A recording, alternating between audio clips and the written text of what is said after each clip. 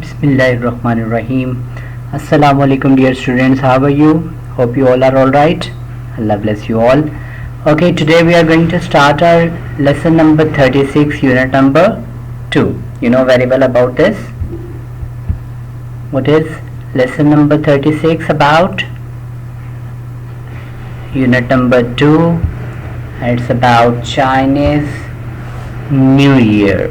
चाइनीज़ों का नया साल, चीनी लोगों का नया साल. यू नो वेरी वेल कि वो किस तरह सेलिब्रेट करते हैं. पूरी दुनिया से चाइनीज़ लोग वहाँ पे आ जाते हैं अपने सेलिब्रेशन के लिए, चूँकि ये बहुत इम्पॉर्टेंट होता है उनके लिए. Now before going to start our chapter we must focus on these points. You know very well about this points कि इन पॉइंट्स को सामने रख के आपने अंडरस्टैंड करना है, पैराग्राफ को पढ़ना है.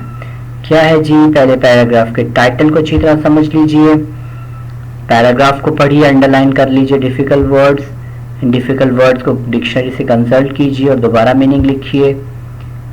दोबारा आप पूरी तवज्जो के साथ पढ़िए और इसके खुलासे को समझने की कोशिश कीजिए, थीम को समझने की कोशिश कीजिए. देन मेन पॉइंट जो भी समझ आता है, even if you understand a single word you must write on the paper कि आपको क्या समझ आया. Clear? Chinese New Year. First we have to understand the title. Look at this picture. This is a picture of a dragon. So ये dragon year मना रहे हैं. तो ड्रैगन ईयर में क्या होता है कि वो चाइनीज ज़ोडिएक जो होता है वो 12 साल का एक चक्कर है. हर साल किसी न किसी जानवर से रिलेटेड है. स्नेक ईयर है, ड्रैगन ईयर है. Clear?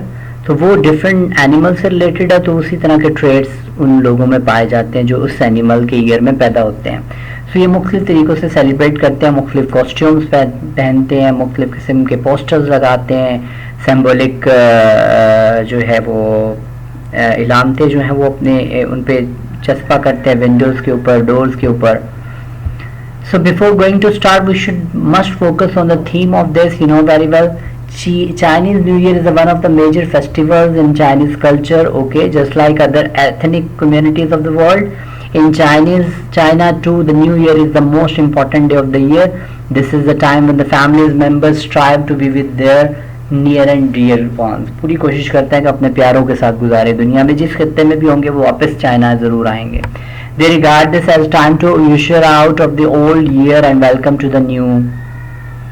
And with great festivities and merry making. बड़ी खुशियाँ मनाते हैं. पुराने सब इकट्ठे होकर कहते हैं कि हम लोगों के यहाँ, उनके यहाँ ये रिवाज है कि सब इकट्ठे होकर पुराने साल को खैरबाद कह देते हैं और नए साल को वेलकम करते हैं और बहुत खुशियाँ मनाते हैं. So let's focus on the 6th paragraph. Honouring the animal. जानवरों को इज्जत देना. जानवरों को इज्जत कैसे देते हैं वो? Because you they know their zodiac consists on different animals. So every year, हर साल is associated, ये ताल्लुक रखता है, मुंसलिक है with one of the 12 animals, उन 12 जानवरों में से किसी एक के साथ. वो 12 जानवरों का एक रास चक्कर उनके पास होता है. अब द चाइनीज ज़ोडिएक यानी चाइनीज का वो जो रास चक्कर है उसमें 12 जानवर हैं. हर साल किसी न किसी जानवर से रिलेटेड है. These animals are often presented in decoration. वो जो सजावटें उनमें भी इनको आया किया जाता है, अक्कासी की जाती है इनकी. एनिमल्स आर ऑफन अक्सर रिप्रेजेंटेड, पेश किए जाते हैं, अक्कासी की जाती है उनकी डेकोरेशन उन सजावटों के अंदर भी. यानी वो डिफरेंट किस्म के कॉस्ट्यूम जो पहनते हैं, डिफरेंट किस्म के जो पोस्टर्स लगाते हैं उनके ऊपर भी वही जानवर बने होते हैं. सम पीपल बिलीव, कुछ लोगों का ये अकीदा है, ये ख्याल है, यकीन है that those born during the year of the particular animal, वो लोग जो पैदा होते हैं दौरान ख़ास एनिमल के, यानी ख़ास एनिमल के दौर में जो पैदा होते हैं, उस साल में पैदा होते हैं, may have the character traits of that animal.